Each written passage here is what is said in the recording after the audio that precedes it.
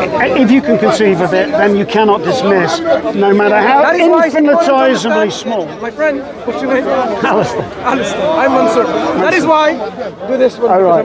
You're still. It is important to understand the mass energy conservation and so on. Yeah. Because you can't. There is an amount of energy that is within you. But I'm simply.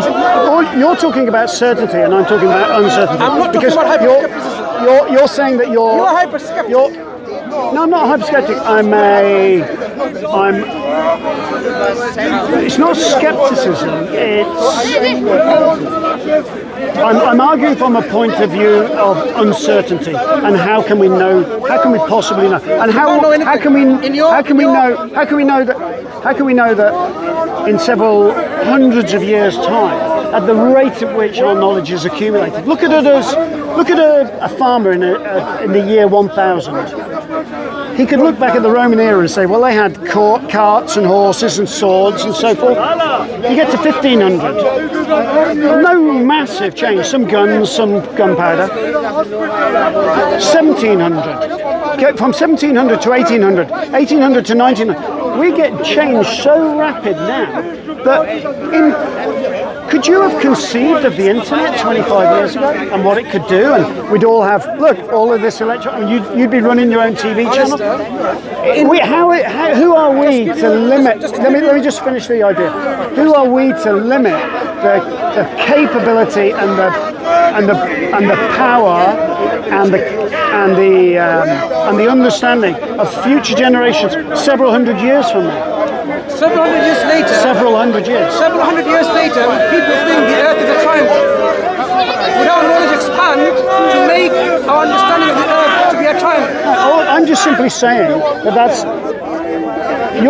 I'm saying there's no such thing as certainty, and you're certain about everything. I'm asking you, a few hundred years later, would we come to the realization the Earth is a cube? No, but the context is not that a square will become a triangle.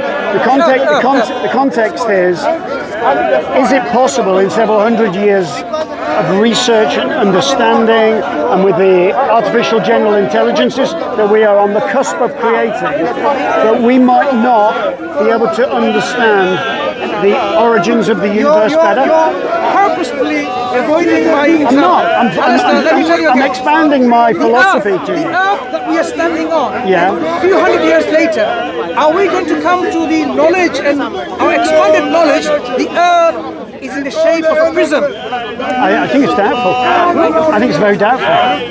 Doubtful, yeah. I think there's You think a probability exists? Well, you've just conceived of the idea. You think probability exists? Well, it can't be zero. So it's possible, even though we've gone out of the planet Earth, gone around it, and you still think it is actually the shape of a prism. You're talking about absolute certainty. I'm asking you about you're trying to argue from one point to the other that if I can be certain here, then I can be.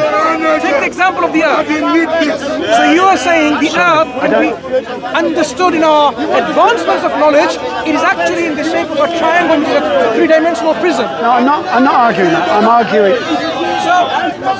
I'm going to stop now because it's too much. But anyway, thank you for your time. Thank you for your time. I've enjoyed it, and I like your T-shirt.